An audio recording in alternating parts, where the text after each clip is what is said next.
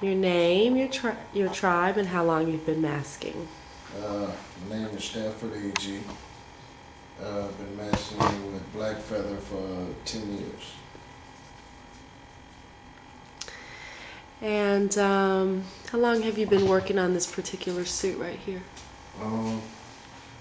Since March. Since March of last year. Okay. So that's about 10, what is that, 10 months? Mm-hmm. And how close are you to being finished? Real close, like 95%. Mm-hmm. And what piece is this here? This is a part of my headpiece. And show me like where on you it'll go. It will go actually on the back. Mm-hmm. Like right here. Oh, I see. Okay. And how did you come to pick these colors this year? Actually, this color was picked by mistake this year. This wasn't the color that I was actually using. I was using a lighter purple. And the places where all of my feathers from, the feathers have to be dyed, special colors and special orders. So it was going to take 3 to 4 weeks for the feathers to be dyed and sent back to me, so I couldn't wait that long. And this was, when did you, this was like last March? What that you found out? Well, I never know what color I'm gonna wear until the closer I get to the end of the suit. Really? I never sew for a color. I just sew the designs and figure out the color later. Oh, so you do the design first? Yeah. Well, personally, that's how I do it. But other people, they know exactly what color they're gonna wear before they start sewing. So when did you actually start like moving towards color and have this transaction with your provider that? 2 months ago. Wow. So prior to that, you've been working on it since March, and 2 months ago was like November? Yeah, November, December. Okay. And so you had been just doing what, the bead work or? Okay. So I'm going to do a little shot of the bead work here. Oops. All right. And this is the amazing bead work. There are seahorses, and I see fish. Dolphins. Those are dolphins? Okay. And so this is sort of like underwater. Yeah, that's like my rendition of a fountain. Oh, okay. And this is the, correct me if I'm wrong, the three-dimensional style work that downtown Toonie, Montana tribe is known for? Yep. Okay. And was he one of your direct mentors? Actually, when I first started masking, I was masking with them for until my time.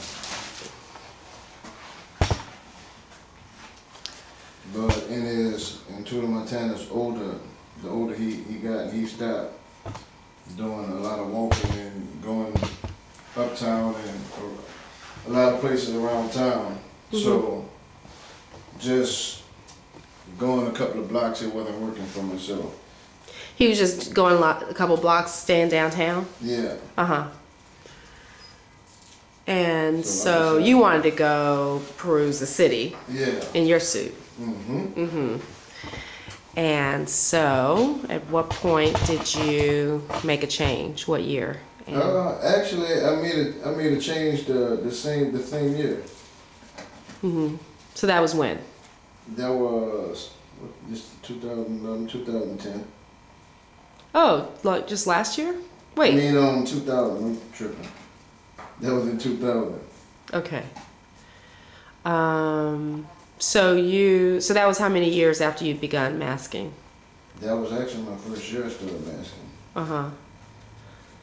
So after that first year when you saw that the route that your tribe goes is a little too abbreviated for you, that's when you decided Right. to move to a different group. And so are those the people, the tribe that you're with now, are they also former members? Or how do you... Well, basically, a lot of tribes in the Southern World, they derive from Yellow Pocahontas. Uh-huh.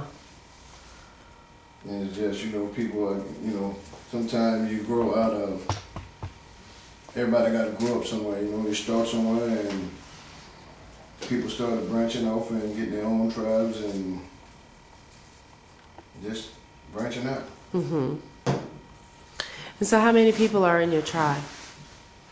Altogether, there's roughly 22. Oh, wow. And do you know the color themes that they're working with? Nah, nobody really never tells their color. Really? Even within your own tribe? Even within your own tribe. Really? So they don't come over here and help you with your suit? Mm-mm. And you don't go over there and touch theirs? Nah. Really? Does anybody come over here and help you? No, I might find out a color that someone's wearing, like, closer it gets to Mardi Gras, the closer they get to this point where I am right now. Mm-hmm. So I'm kind of, I'm ahead of the game, cause, knowing what Mardi Gras is. Uh-huh. So, have you always been ready on Mardi Gras Day with your suit? I'm always ready to be out at 5 o'clock in the morning. Old school. Really? Yeah. I was talking to a friend of mine last year, and she was helping some Indians. I think they were downtown Indians, and she was working on the suit after 10 a.m. She was still working on the suit. She and another woman were helping. Yeah. So I don't think he got out to that afternoon. That's well, in my position, I'm supposed to be the first one ready. And what's your position? Spy boy. You're spy boy. Yeah. Okay. You've always been spy boy? Yep. I'd never be nothing else. Since you began? Mm-hmm. And how do you get that designation? I guess just, learning the game and knowing a little about the tradition and knowing how to play, watching other people that came before me, Mm-hmm. and learning the position, I guess. And it was appointed to me. So when you got into it, did you know that's the position you wanted, or somebody just said you're a spy boy and you said okay? Yeah, they just said I was a spy boy because I just wanted to be Indian. It ain't matter. The position really is not important to me. I just wanted to, carry the tradition of Mardi Gras Indian. Uh-huh.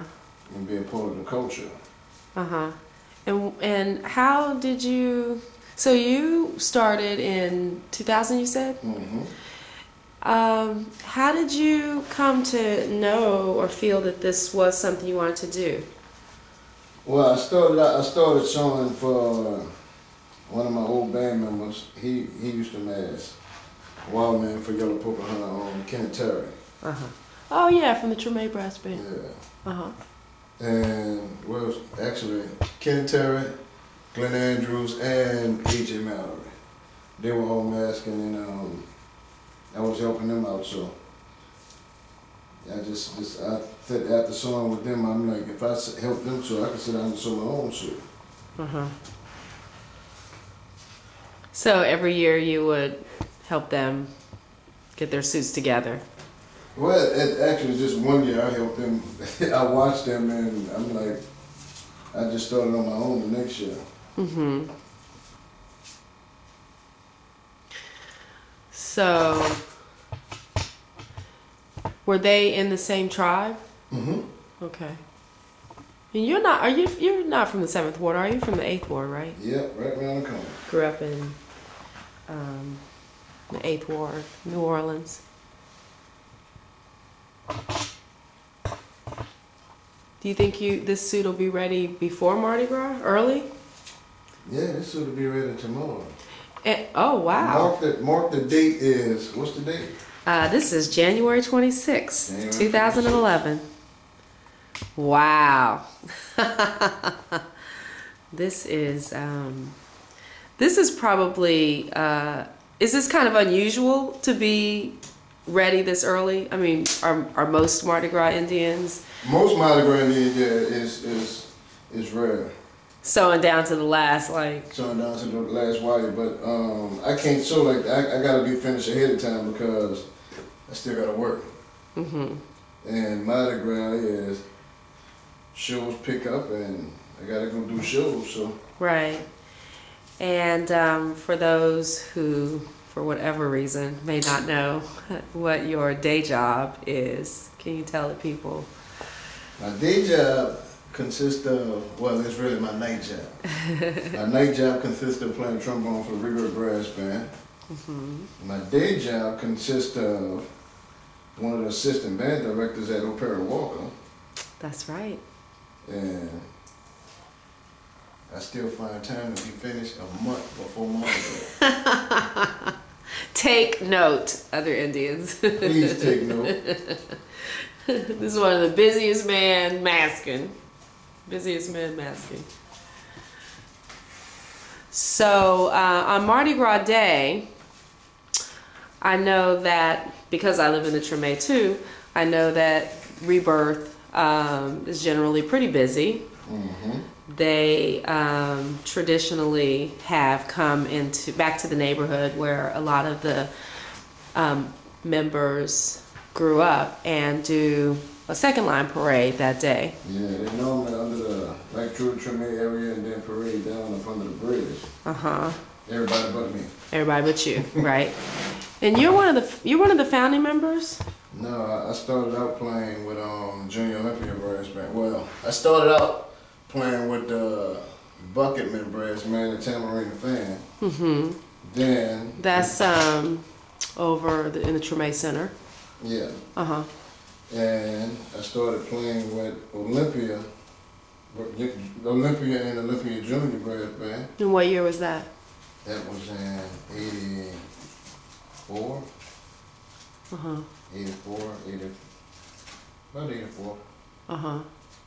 And how long have you been with Rebirth?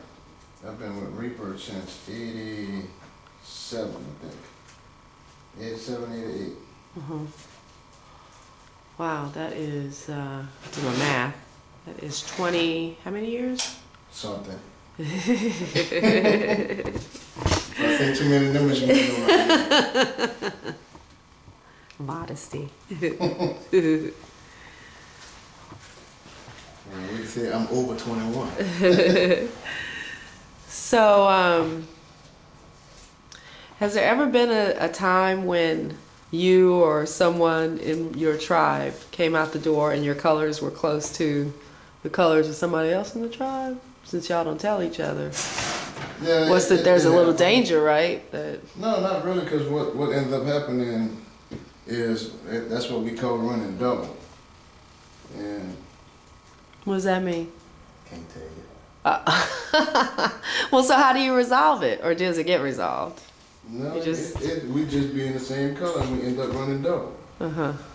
Okay. That meaning the opponent has double trouble. Uh-oh. Oh. Uh-huh. I see. Uh-huh.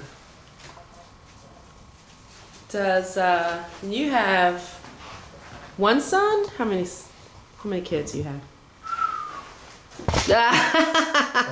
Well, let me. Yes, a prolific man over here. I have 6 kids. 6 kids. Are any of them taking on the tradition, learning from you? One of my kids is going to be, this year is going to be his first year. Really? And how old is he?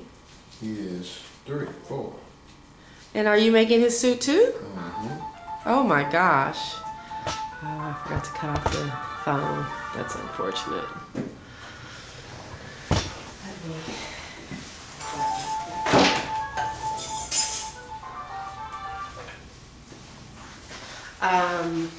So you're making his suit too? Mm-hmm. Wow, and where is that? It's already finished? No, not yet finished, but he's only 4 or 5 inches off the ground, so that's not hard to do. Oh, really? Does he have the same colors as you? No, well, normally a person bring their kids out the same color as them, but me, I'm gonna go with the tradition that your first year masking you wear white. Oh, really? Mm-hmm. So my son is gonna wear white. Oh. What's his name? Makai. So we can be on the lookout for Makai. Makai Agee. Yep. Uh-huh. He's gonna be in sterling white. Daddy is in royal purple. And so you already had your bead colors picked out like early last year, right? Mm-hmm. When did you start beading? Well, I buy beads and I put them in. I just put them all on the table and I start grabbing and coordinating colors as I go. Mm-hmm. So when I shop for beads, I probably buy enough beads for. I probably have enough beads to sew for the next 6 years. Wow. Uh-huh. Do you go to Indian practice? Yeah, I try to. Well, I mainly go to try to just keep the tradition going, but it's kind of the tradition is kind of to me is kind of losing its value a little bit. Why so? Because I think a lot of people is lacking the true knowledge of the Mardi Gras Indian, and I kind of like to go sometimes and talk to a bunch of the old cats and try to learn what they know. Mm-hmm. And what practice do you go to? Wherever the doors open at, it don't matter. Oh yeah.